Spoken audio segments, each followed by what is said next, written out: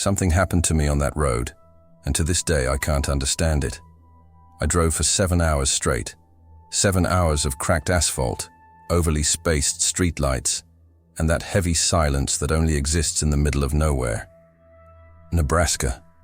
A secondary highway cutting through seemingly endless fields. I was coming back from a stupid job, photographing a wedding party in a converted barn. Rich people pretending to be country folk. The money was good, but I needed it. My mother was hospitalized in Omaha, and I chose to accept the job instead of staying with her. The guilt burned more than the exhaustion. It was almost 2 a.m. when the headlights started to dim. The car's dashboard lit up with that damned battery light. Shit.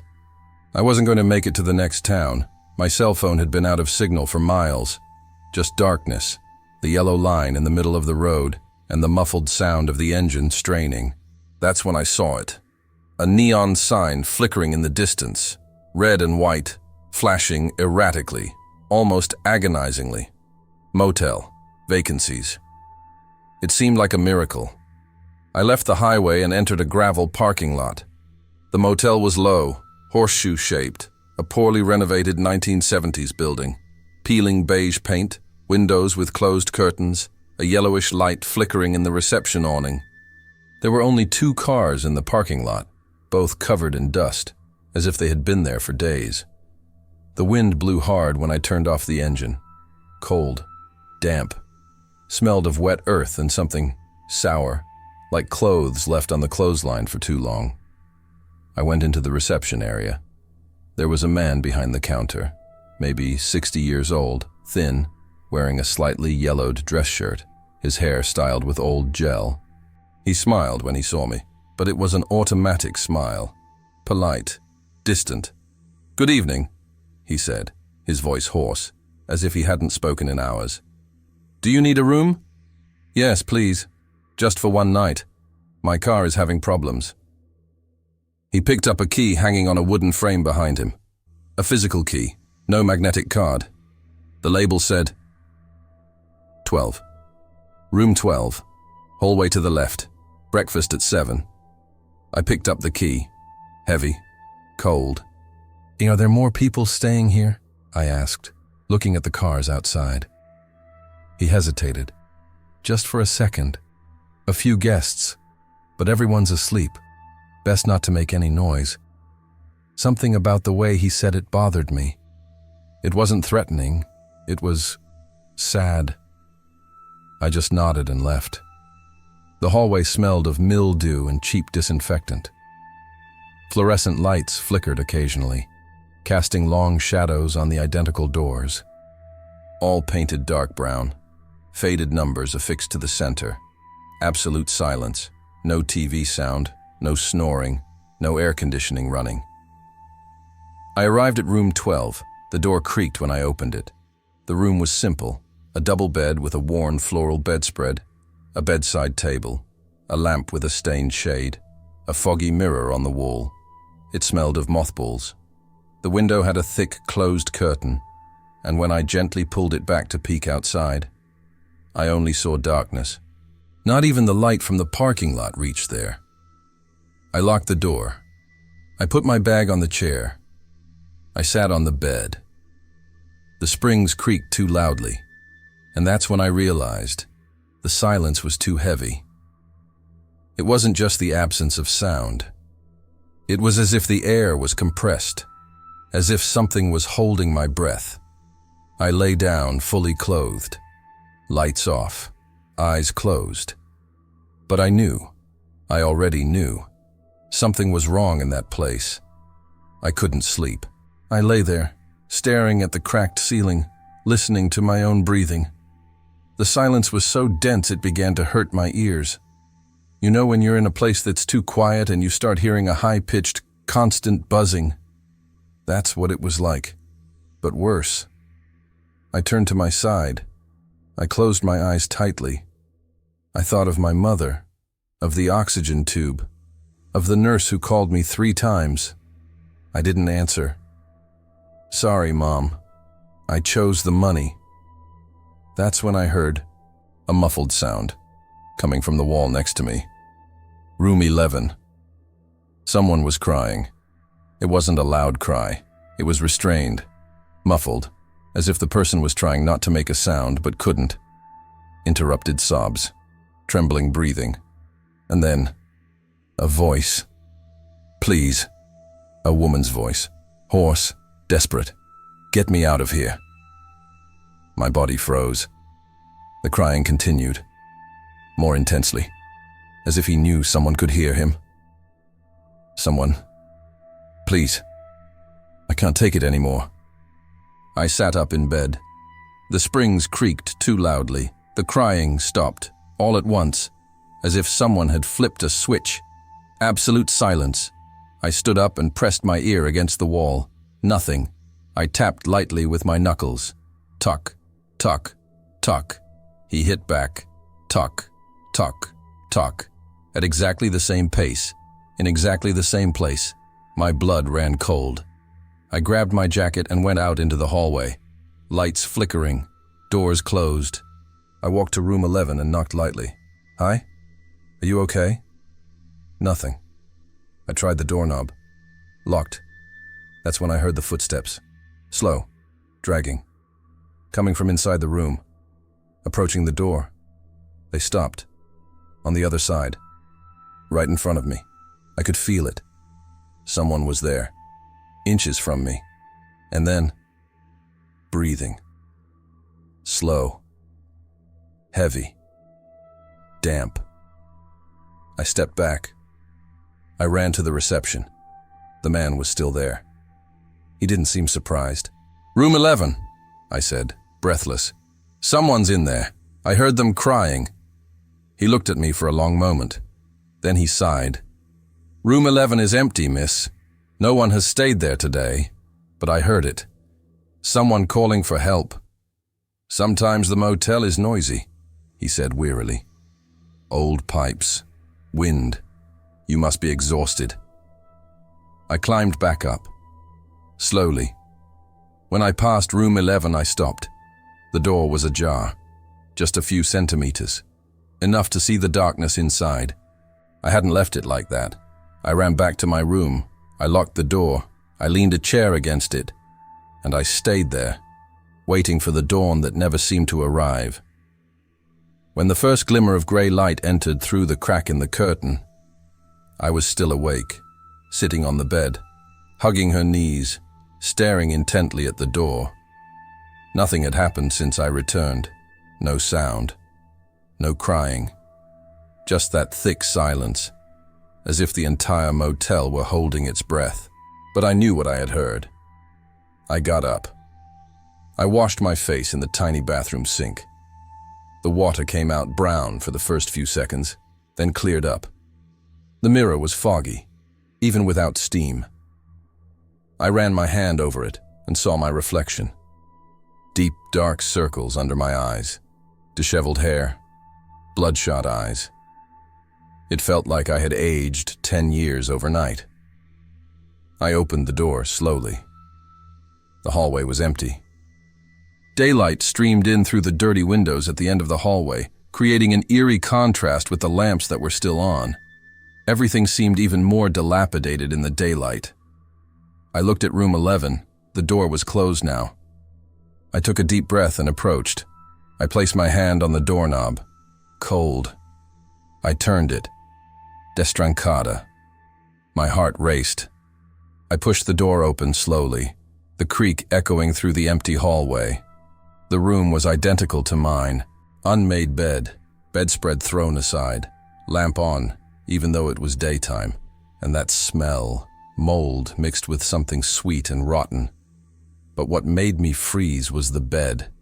There was a mark, a depression in the mattress, as if someone had sat there. Recently, I approached. I touched the mattress. Warm. I stepped back. I looked around. The window was closed, the curtain drawn. The bathroom door was ajar. Darkness inside. Hello? I called, my voice trembling. Is anyone here? Silence. I took one step toward the bathroom. 2, 3. I pushed the door open. Empty. But the tap was dripping. Dripping. dripping, dripping. I went back to the room. That's when I saw it. On the nightstand, an old notebook, faded brown cover. I picked it up. I opened it. Pages filled with hurried handwriting. Names, dates, scribbled messages. David M. 0308, 1987. Don't leave your room after midnight. Sarah L. 12/11, 1993. They are waiting in the hallway. Thomas R. 06/27, 2001. The receptionist knows. Don't trust him. Jennifer K. 04/15, 2009. I tried to leave. The road no longer exists. Page after page, dozens of names, some with dates from years ago. The last one was written with a shaky pen, the ink still glistening. Marcus A. Yesterday. If you're reading this, it's already too late. Yesterday. My breath caught in my throat. I heard a sound behind me. A light rustling, like fabric brushing against the floor. I'll come. Nothing. But the bedroom door was closing.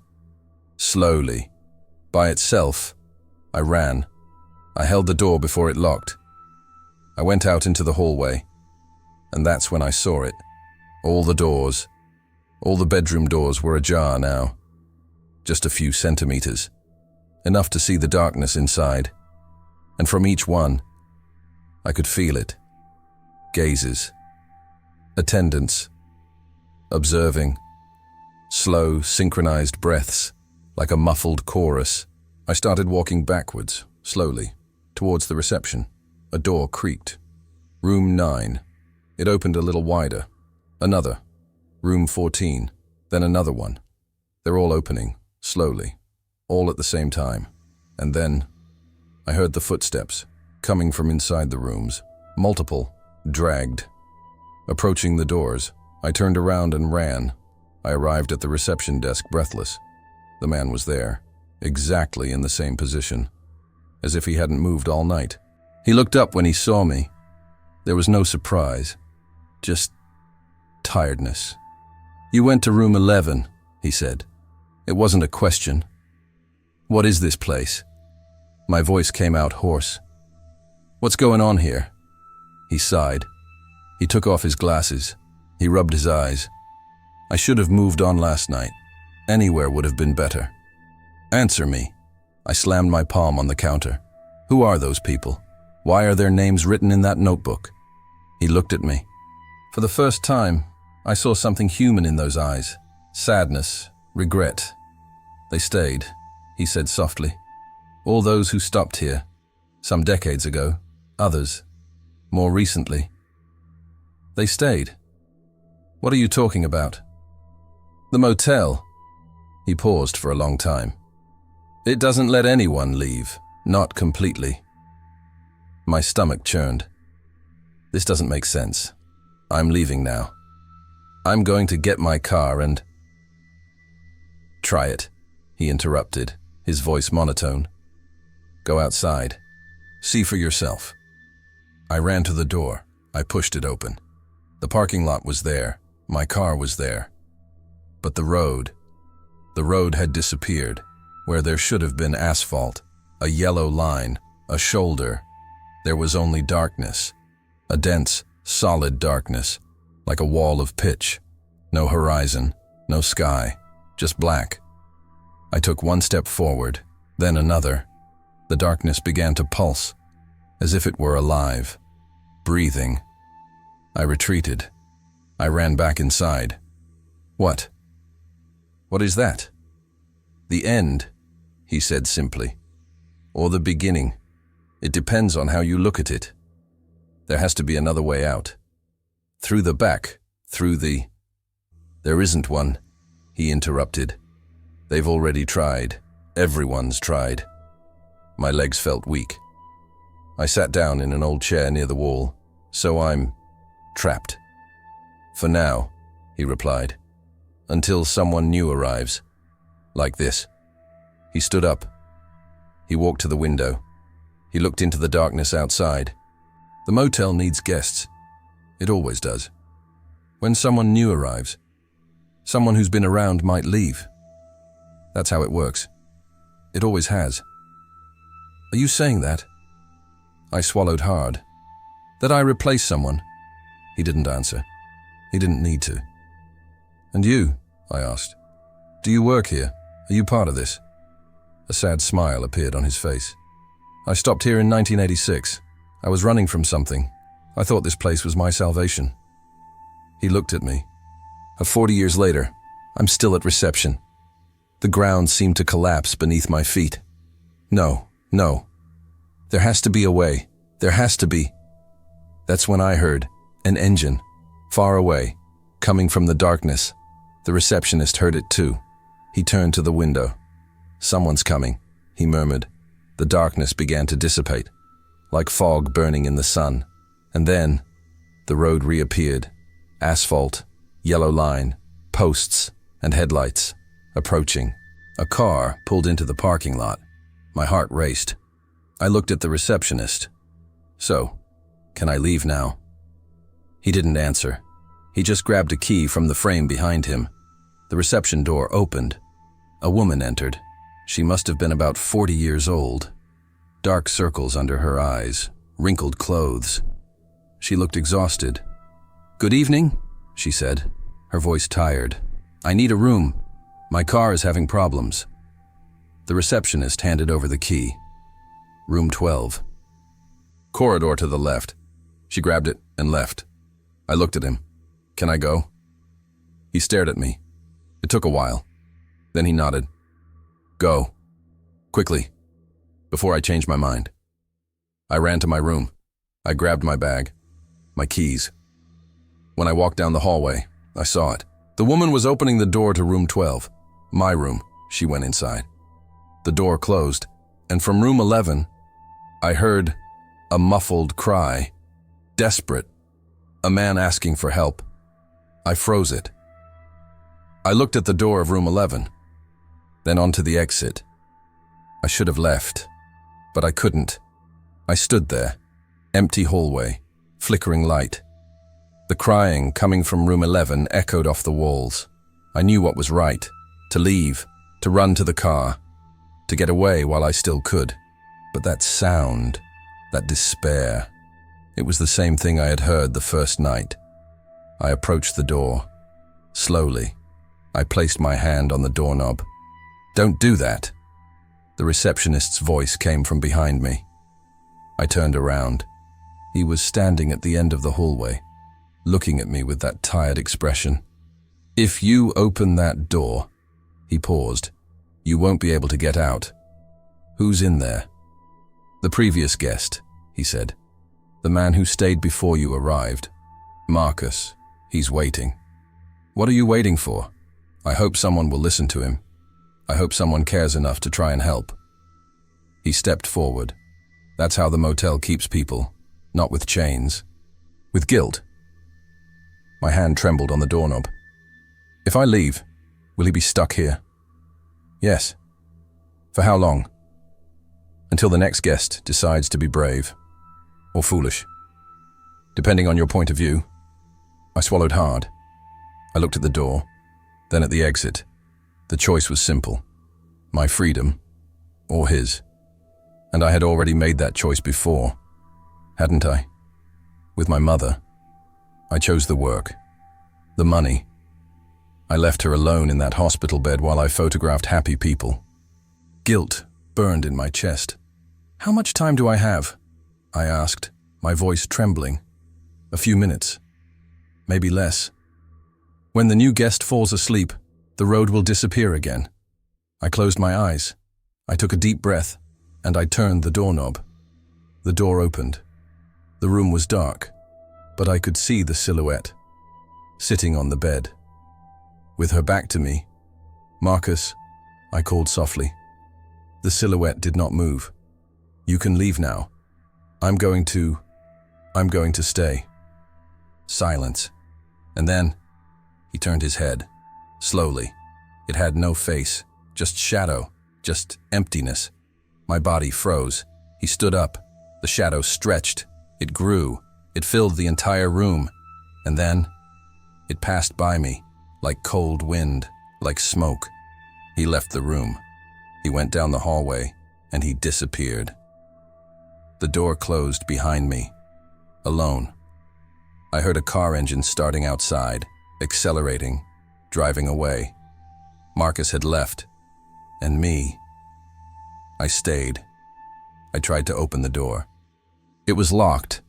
I knocked. I yelled. Nothing. I sat up in bed. The springs creaked. The room was identical to room 12, but different, colder, emptier. I took the old notebook from the drawer. I opened it to the last blank page. I picked up the pen that was there. I hesitated. Then I wrote, Marina S. Today, if you are reading this, don't open the door. Leave while you still can. I closed the notebook. And I waited. I don't know how much time has passed. Hours. Days. Time doesn't really exist here. Until I heard an engine. Far away. A car is arriving. I stood up. I went to the wall. I leaned against it. From the other side, in room 12, I could hear footsteps. Someone entering, throwing a bag on a chair, sighing wearily. And then, silence. I waited for her to fall asleep. And I started to cry. Short. Reserved. Like someone who has been imprisoned for too long. Please, I whispered. Get me out of here.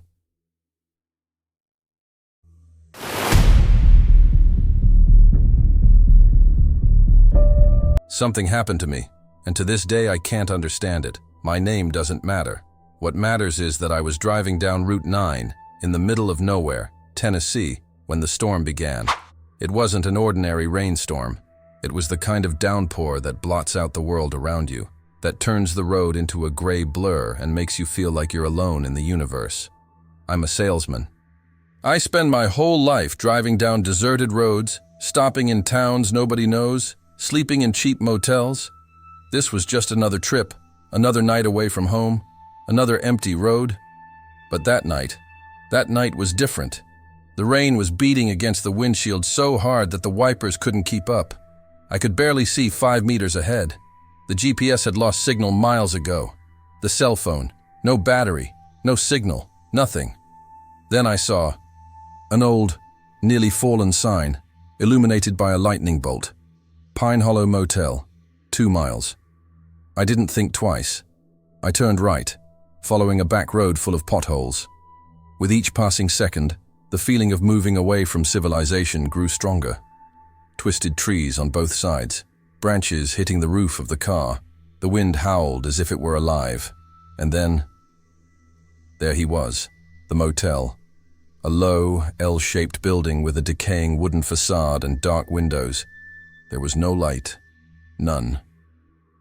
The neon sign on top, which probably read Motel, was faded and covered in moss. The parking lot was gravel, overgrown with weeds growing between the stones. It looked abandoned, but I had no choice. I turned off the car and looked around. The rain fell like a solid curtain. The silence beneath the sound of the water was heavy, as if the place was waiting for me. I grabbed my flashlight, opened the door, and ran to the reception area. The door was unlocked. I pushed slowly. The creaking of the hinges cut through the air. Inside, the smell of mold hit me like a punch. Dust. Old wood. Something else. Something I couldn't identify. Something organic. The reception area was empty. A dark wood counter with a rusty bell on top. Behind it, a board with keys hung, most of them still there, as if they had all left at the same time. I took the key to room 7. I don't know why. I just took it. I walked down the outside corridor. The rain continued to fall. The bedroom doors were all closed, painted a faded blue. Some had deep cracks. Others had dark stains that looked like old blood. I arrived at room 7. The key turned. The door opened. Inside, a double bed with dusty sheets, an old TV, a broken chair, torn curtains swaying in a breeze that shouldn't be there. The window was closed. I closed the door behind me, and that's when I felt it. Someone was watching me. I turned around quickly. Nothing. Just the empty room. But I swear I felt it. And then, at the end of the hallway, I heard it. A slow, shuffling motion, as if someone were walking, barefoot. I stood there, holding my breath. The sound of footsteps continued. Slow, dragging, as if someone was having difficulty walking or didn't want to be heard. I opened the door slowly and looked down the hallway. Nothing. Only the rain beating against the roof tiles, the wind pushing the torn curtains of broken windows, shadows dancing on the peeling walls. I closed the door. I locked it from the inside. It's just the wind, I said to myself. Old place, weak structure, that's all. But my hand was trembling. I sat up in bed. Dust rose in a thin cloud, making me cough. I looked around, trying to calm myself. The TV wasn't working. There was no electricity. Only the faint light of my flashlight cut through the darkness. That's when I noticed. On the wall beside the bed, there was something written. Thin letters, scratched into the old paint. I moved closer, shining my flashlight on it. She knows. My heart raced. I ran my hand over the letters. They were old. The paint around them was faded, yellowed with age. Someone had scratched them there ages ago. Who was she? I got up and started exploring the room. I opened the drawers of the bedside table. Inside, I found a rusty lighter, an old pack of cigarettes, and a photo. It was a faded Polaroid. It showed a young couple, smiling. They were in front of the motel. The neon sign was still working. The place seemed alive. The woman was beautiful, long hair, light eyes. The man had his arm around her, but something about his smile was strange, forced. I'll turn the photo over. On the back, written in faded blue pen, last happy day, July, 1987. A shiver ran down my spine. I put the photo in my pocket. I don't know why. I just felt I needed to. Suddenly, 3 knocks on the door. Tock, tock, tock. Guided. Who is it? My voice came out trembling. Nothing. Silence. I waited. 10 seconds. 20. 30. Then, from the other side of the door, I heard a voice. Weak. Feminine. Almost a whisper. You. Came back. My blood froze. I ran to the door, but I didn't open it. I pressed my ear against the wood. Who's there? No response. Only the sound of rain. And then, footsteps, walking away, dragging, slow. I opened the door all at once. The hallway was empty, but in the dust on the ground, there were footprints, barefoot footprints, small, feminine, and they were heading towards room 12. I don't know what came over me. Maybe curiosity, maybe fear of being alone, maybe something was pulling me. I followed the footprints. The hallway seemed longer than before. The bedroom doors, all closed, seemed to be watching me. Faded numbers, 8, 9, 10, 11. I arrived at room 12. The door was ajar. I pushed slowly. The hinge groaned. Inside, the room was destroyed. The bed overturned, the mirror broken, dark stains on the walls, dried blood, for sure. And in the center of the room, on the floor, there was something. A dress. White. Torn. Covered in dust and brown stains. Next to him, a yellowed newspaper clipping. I picked it up carefully. The headline read, "Woman found dead at Pine Hollow Motel. Husband missing." The photo was of her. The same woman from the Polaroid. My stomach churned. And then, behind me, I heard one breath, slow, close, cold. I turned slowly. Nothing. but the air had changed. It was freezing. My breath came out in clouds of steam, and then, in the broken mirror in front of me, I saw a reflection that wasn't mine, a silhouette, standing still, behind me, looking. I spun my body so fast I almost fell. Nothing. The room was empty. Just me, the dress on the floor, and the newspaper clipping trembling in my hand. But I saw it. I swear I saw it. In the reflection of the broken mirror, there was someone behind me. A dark, motionless silhouette, with its head slightly tilted, as if it were studying me. The temperature continued to drop. My breath came in thick clouds. The silence was so heavy I could hear my own heart pounding in my ears. I left room 12 slowly, without taking my eyes off the darkness in the distance. Each of my steps echoed in the hallway. The rain had lessened, but now the silence was worse, much worse. I went back to room 7. I locked the door. I leaned the broken chair against it. It wouldn't do any good, I knew. But I needed to do something. I sat on the bed and tried to think. That woman, the dress, the newspaper, husband missing. What had happened here? I opened the clipping again, illuminating it with the flashlight. The article was short. Rebecca Holloway, 28 years old, was found dead in room 12 of the Pine Hollow Motel on the morning of July 14, 1987. Cause of death: head trauma. Her husband, David Holloway, 32, disappeared that same night. Authorities are investigating a possible homicide. Any information, please contact the Hawkins County Sheriff's Department. Murder. She was killed here, in room 12, by her husband, and he was never found. My stomach churned. I looked at the photo in my hand, her smile, his arm around her. Last happy day. He killed her the next day, and now she was here. Still. Suddenly, the light from my flashlight flickered. Once, twice, 3 times, and then it went dark. Total darkness. My heart exploded in my chest. I hit the flashlight, trying to make it come back. Nothing. And then, in the darkness, I heard a slow drag coming from the hallway, going back and forth, as if someone were pacing back and forth, waiting. Please, I whispered. I don't know to whom. Maybe to God. Maybe to her. I didn't do anything. I just wanted shelter from the rain. The dragging stopped. Absolute silence. And then, from the other side of the door, the voice. The same female voice. Weak. Broken. He said that too. My blood froze. Who? My voice came out in a whisper. No response. Just the sound of fingernails.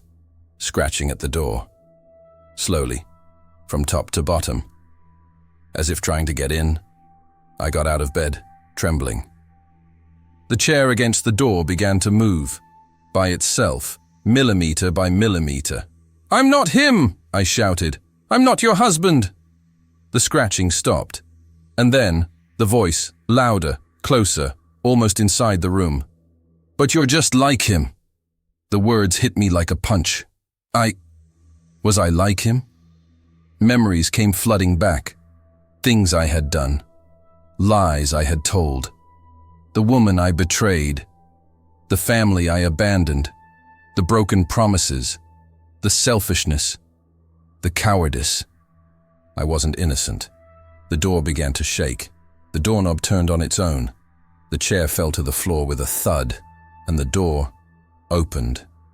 Slowly, the darkness of the hallway invaded the room like a wave, and in the midst of it, I saw a silhouette, small, feminine, long hair covering her face, a torn white dress, bare feet, stained with something dark.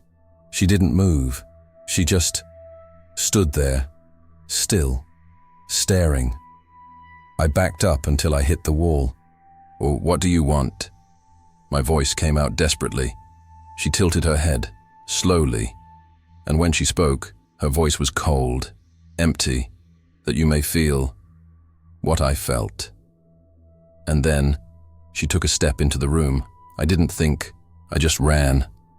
I walked past her, or tried to. I felt a biting chill when our bodies almost touched, like plunging into icy water. My lungs tightened, but I managed to get out. I ran down the hallway, stumbling. The flashlight was dead. The only light came from the lightning that streaked across the sky, illuminating the motel in quick flashes, and in every flash of light, I saw her stop at the end of the corridor, then closer up, at the reception, then beside me, in the reflection of a window. She didn't run. She didn't need to. She simply appeared. I arrived at reception and pushed the front door. It was locked. I turned the doorknob desperately. Nothing. Behind me, footsteps, slow, dragging. I turned around. She was 3 meters away. Her face was hidden by her wet hair. Her pale hands hung at her sides. Then, she raised her head. It wasn't a face. It was something between human and something else. Stretched, white skin, empty eyes, a slightly open mouth with something dark dripping out. And she smiled. I ran to another hallway. I went into room 5 and locked the door. I leaned against it, trying to breathe. The room was in better condition.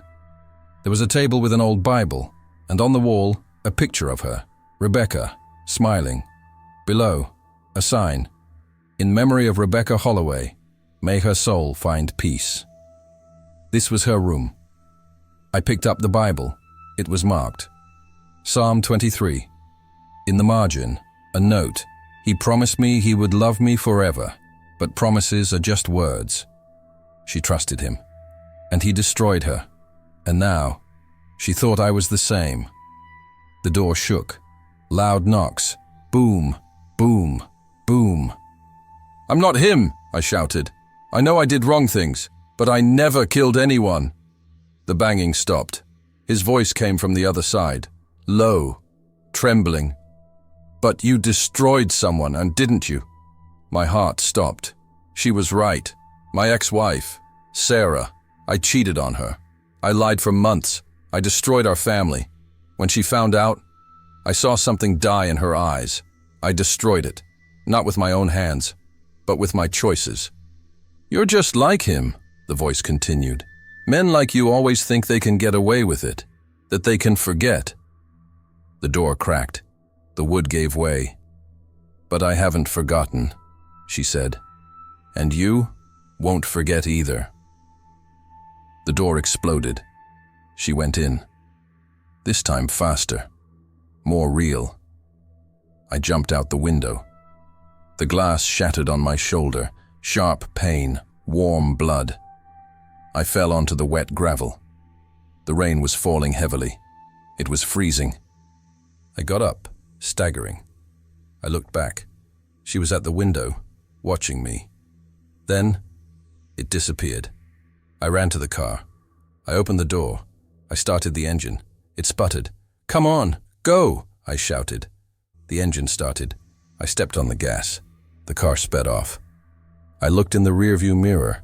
The motel was disappearing into the darkness, but in the back seat, she was sitting down, watching me. I screamed and lost control of the car. The wheels skidded on the wet road. The steering wheel spun in my hands. Everything became a blur of rain, darkness, and twisted metal. The car crashed into a tree.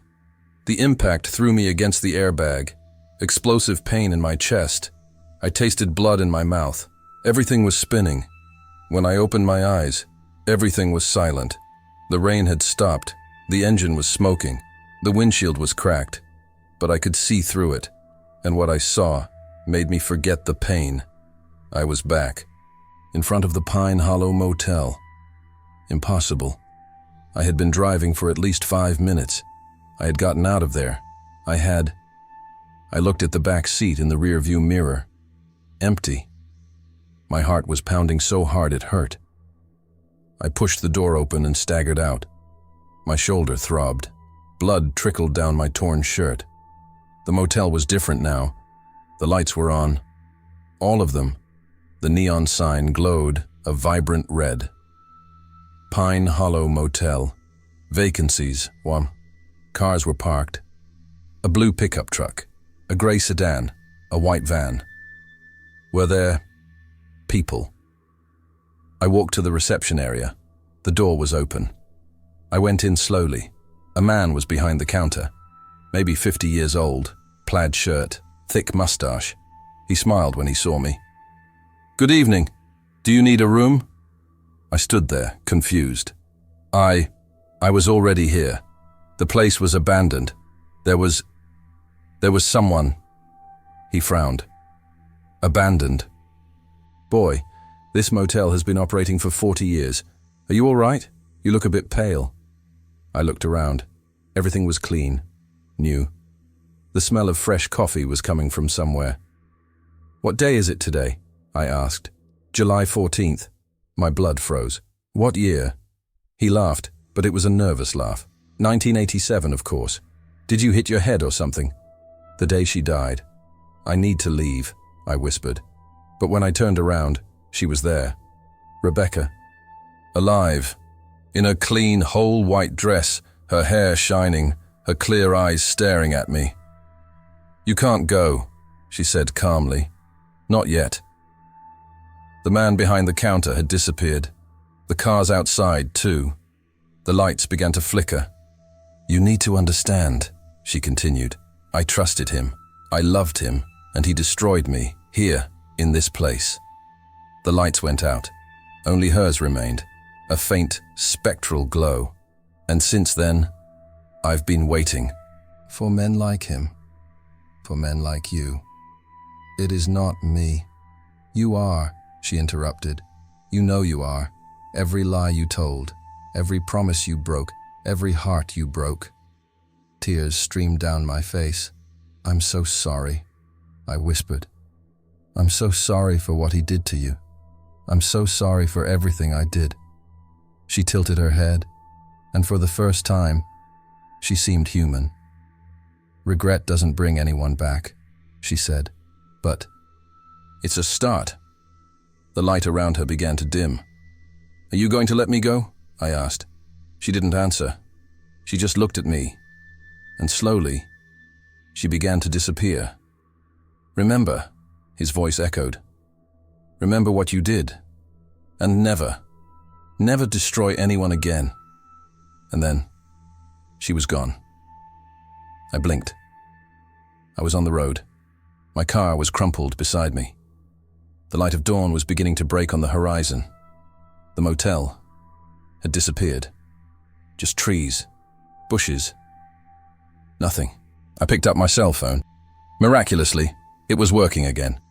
The date on the screen, December 16th, 2024. I called Sarah. For the first time in 2 years, she answered on the third call. "Hello? Sarah, it's me. I need to apologize to you. Truly." Silence on the other end, but she didn't hang up.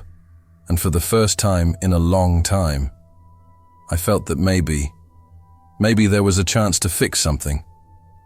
But even today, when I drive at night, I look in the rearview mirror, because part of me knows she's still watching me.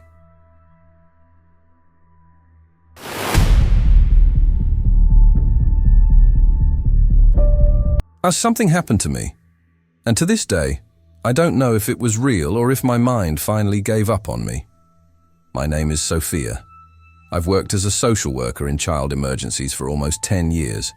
I've seen it all: abandoned children, drug-addicted parents, situations that make you lose faith. But nothing compares to what happened that night at Motel 6 on Route 9 in southern Missouri. It was October 23rd, Wednesday. I was at home when the phone rang at 11:47 p.m. The voice on the other end was a man's, desperate, broken. "Please, my daughter has disappeared. I don't know what to do." He was at Motel 6, exit 34 off Route 9. I asked for details: his name, David, child's age, 7 years old, time since disappearance, half an hour, maybe. Something in his voice made me stand up. It wasn't just despair, it was guilt, pure panic. The road was empty. Just me, the headlights, and the fog creeping across the road. The air was colder than it should have been. I arrived 20 minutes later. The motel was exactly as I expected, abandoned by time. 2 rows of rooms, peeling paint, a half-faded neon sign flashing vacancy. 3 cars in the parking lot, an old pickup truck covered in mud. I went into the reception area. A fat man was watching TV behind the counter. Room 12, child missing. He frowned. I didn't see any child with him. I felt a chill run down my spine. Where it is? Second corridor, last door on the left. The hallway smelled of mold and cigarettes. The lights flickered. My footsteps echoed. I knocked on the door of room 12. It opened instantly. David was there. About 40 years old, disheveled hair, red eyes, sweat on his forehead, stained white t-shirt. Thank God you came. The room was small and messy. The bed was unmade. Clothes were scattered everywhere. There was a smell of despair. Tell me what happened. I only left for 5 minutes. I went to buy cigarettes. When I came back, she was gone. What's her name? He hesitated. Emma. What was she wearing? A dress, pink or blue. I don't remember exactly. I looked him in the eyes. Don't you remember? He turned away. I'm panicking. I can't think. Do you have a photo? He picked up his cell phone. He showed the screen. The photo was blurry, shaky. A child with dark hair. But the face, impossible to see clearly. Isn't there another one? He shook his head. That's the only one. Something inside me screamed, I'll look for the motel. You stay here. I left the room. And that's when I heard it. A laugh. Low. Childlike. Coming from the end of the hallway. I turned my head. Nothing. Just an empty hallway. And the light was flashing. I stood there, taking a deep breath, trying to convince myself that I had imagined it. But I had heard. I'm sure of it. I started searching. First the nearby rooms. I knocked on a few doors. No one answered. Most were empty, locked. The motel seemed more abandoned than occupied. I went to the laundry room in the back. Door open, light on. Old machines, smell of cheap soap and dampness. I called out, Emma, Emma, if you're there, you can come out. Your father is worried. Silence. Only the hum of switched-off machines and the dripping of a tap. I went back to the reception area. The fat man was still there, his eyes glued to the TV. Have you seen any children around here today? He didn't even look away from the screen. I already said. I didn't see any children. Are you sure? A girl, about 7 years old, dark hair. Now he looked at me, irritated. Mom, I know when there are children here. And there aren't any today. My stomach clenched. And the registration for room 12? Does it have a child's name on it? He rolled his eyes, picked up the old notebook of records. He flipped through it. David Miller. Alone. One person. My heart raced. I went back to room 12. I knocked. David opened the door immediately, hopeful. He thought. No, and I have to ask you something. I took a deep breath. The receptionist said you checked in alone. You didn't register any children. He blinked, confused. She was with me. She was. David, are you sure she was here? That she was in the car with you? He stepped back. Are you saying I'm lying? No. I'm saying that maybe you're confused, tired. It happens. She exists. Look at the picture. He shoved his cell phone in my face. I looked again, the same blurry image. The more I looked, the less sense it made. I couldn't see anything, just blurs. Or do you have anything else of hers? Clothes, toys? He looked around frantically. He rummaged through the suitcase. Nothing. No children's clothes. No children's items. He fell to his knees. No. No, she was here. I left. I didn't know what to think anymore. I decided to take one last lap. I went to the pool area in the back. I was surrounded. Chains on the door. Old sign. Closed. Do not enter. The pool was empty. Dirty. Dead leaves at the bottom. Rainwater pooled in dark puddles. And then I heard it again. Footsteps. Light. Quick. Like a child running. I'll come. Nothing. But there, on the other side of the fence, a small silhouette, standing still, watching me. Emma? The silhouette did not move. I ran to the gate in the fence. I forced it open. I went in. Emma, it's me. I came to help you. I ran to where I saw the figure. Nothing. But on the ground, wet footprints, small, barefoot. I looked around. The ground was dry. It hadn't rained. The pool was empty. Where did those marks come from? I followed the footprints. They led to the edge of the pool, and then they stopped, as if someone had simply vanished. My phone vibrated. Message, unknown number. She never left the water. I dropped my cell phone. I picked up my phone from the floor. My hands were trembling. I reread the message. She never left the water. I tried calling back. Invalid number. I ran out of there. I went back to room 12. I banged hard on the door. David opened his eyes. Empty. He had given up. Who else is here with you? I showed her my phone. Who sent this? He looked at the message. He shook his head. I don't know. I don't know anything.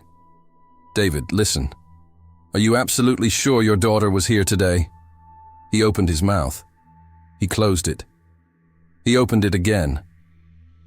I think so. Do you think so? Tears streamed down his face. I don't know anymore. I swear I remember her in the car, but now everything is so confusing. Something was very wrong. I left him there and went back to the reception. I needed answers.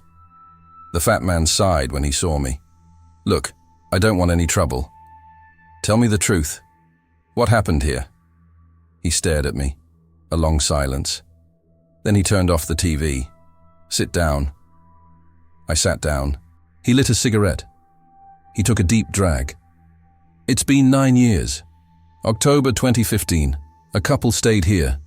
Room 12. They argued a lot. They yelled. We could hear them from the hallway. I felt my stomach churn. They had a daughter, a little girl, 7 years old.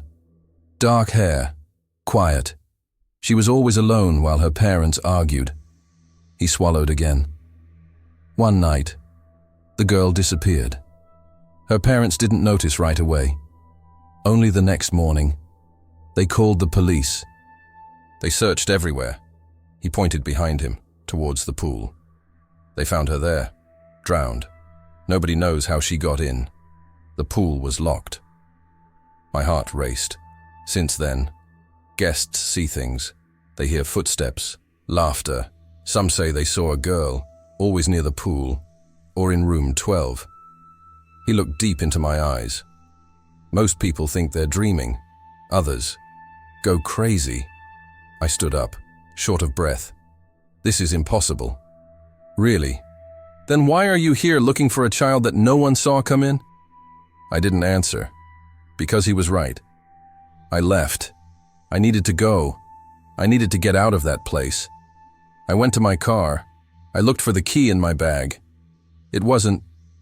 I emptied my bag. Nothing. Where did I leave it? I remembered. In room 12, on the table. When I walked in, shit. I returned. Empty hallway. Heavy silence. I arrived at the door of room 12. 1. No response. David? Silence. I turned the doorknob, locked, and then I heard it. A voice, childlike, clear, coming from inside the room. Why doesn't anyone contact me? My blood froze. I hit it again, harder. David, open the door! The voice continued, louder. Why doesn't anyone look for me? Why doesn't anyone stay? I kicked the door. Once, twice. On the third time, it gave way. I went in. The room was empty. David wasn't there, but the window was open. The curtain was swaying in the wind, and in bed, wet footprints, small. Taking them to the bathroom. The door was ajar, the light is off. I heard breathing, slow, heavy. I pushed the door open. Here you go. A small silhouette, standing, in the mirror, staring at me. I couldn't move. The silhouette was there, in the mirror's reflection, small, motionless, watching me. But when I looked into the actual bathroom, there was nobody there, only in the mirror. My breath hitched. I took a step back. The silhouette in the mirror took a step forward. Can you see me? The voice was soft, childlike, but there was something broken about it, like a scratched record. I couldn't reply. The figure moved. It stepped out of the mirror. No, it didn't step out. It materialized, as if it had passed through the surface. She was right there, for real, in the bathroom. A girl, 7 years old, long, dark, wet hair. A light blue dress soaked, dripping on the floor. Barefoot, pale skin, and the face. The face was blurred, just like in the photo. As if my eyes couldn't focus, I could only see the eyes, big, dark, fixed on me. You see me, she repeated. It wasn't a question, it was relief. I tried to leave. My body wouldn't respond. She took another step. Water dripped from her, forming puddles. Nobody stays. Nobody really sees me. They think they're dreaming, or they run away. My voice came out trembling. What do you want? She tilted her head. I want someone to remember me. Tears began to stream down my face. I don't know why. Maybe because I knew. I'd seen this before, not like this. But the pain, the abandonment, the loneliness. I remember, I said. I know what happened to you. She stopped. You know, you drowned in the pool. Your parents, they weren't paying attention. The air grew heavy, icy. My breath came out in mist. They fought, she said, her voice lower. They were always fighting. I tried to be quiet, not to bother them. But they wouldn't stop. She looked at her own wet hands. I just wanted to get out for a bit, see the pool. It was beautiful at night, the lights underwater. His voice cracked. I fell, and I screamed. But nobody came. My chest tightened. I'm so sorry. They only realized it in the morning. My mother screamed. My father cried. But it was too late. She looked up at me. And now I stay here, waiting, always waiting. What are you waiting for? Someone who will stay, someone who will not forget. I understood. The man, David. You made him think he had a daughter. She nodded.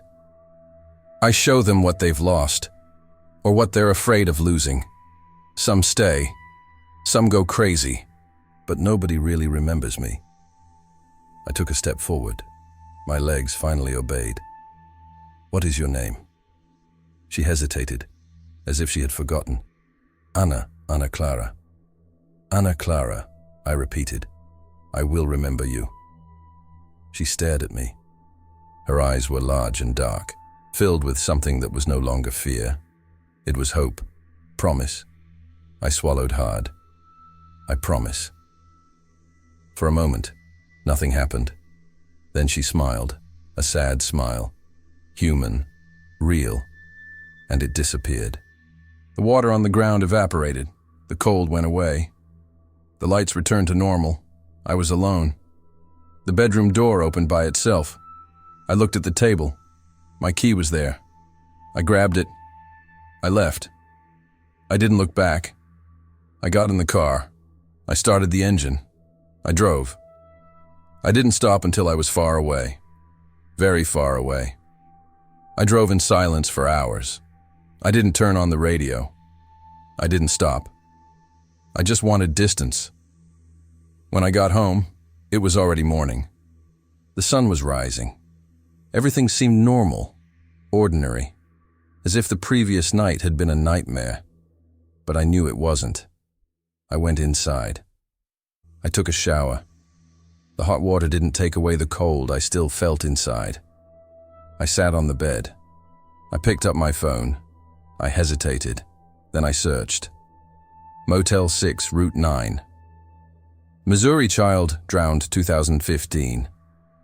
The news broke. 7-year-old girl found dead in motel pool. Parents under investigation. There was a photo. Small. Poor quality. But I saw it. Ana Clara Rivera. 7 years old. Dark hair. Light blue dress. The face in the photo was clear. I closed my eyes. I took a deep breath. In the following days, I tried to get back into my routine, answering calls, working. But something had changed. I couldn't stop thinking about her. A week later, I got in the car and went back. Not to the motel, to the cemetery. I found the grave, simple, worn by time. Ana Clara Rivera, 2008-2015. Rest in peace, little angel. I knelt down. I placed flowers. I spoke to her. I remembered, as I promised. The wind blew, gently, almost like an answer. I felt a strange peace, as if something had closed off. I went back home. I thought it was over. But 2 weeks later, I received another call. It was night, Friday, a different motel, a different road, a different desperate father. My daughter has disappeared. Please, you need to come. My stomach churned. Which motel? Super 8, exit 52. I hung up. I just stared at my phone. I didn't want to go. I knew what I might find. But I got up. I grabbed the keys. I got in the car. On the way, I looked in the rearview mirror. Here you go. A small silhouette, sitting in the back seat. Dark hair, light blue dress. I stepped on the brake. I turned quickly. Nothing. The bank was empty. But then I heard it, softly. Almost a whisper. Thanks. My breath caught in my throat. I looked in the rearview mirror again. Nothing. Just the empty road behind me. And the reflection of my own eyes. Scared. Because now I knew. It wasn't just Ana Clara. There were others. And they were waiting for me. I continued driving. Because now, that was my mission. Remembering those whom everyone has forgotten. Even if it means never sleeping peacefully again. Even if it means carrying the weight of each one of them. I promised. And I will fulfill it. Until the end. If you listen to the end, you're already one of us. Subscribe so you don't miss the next whisper.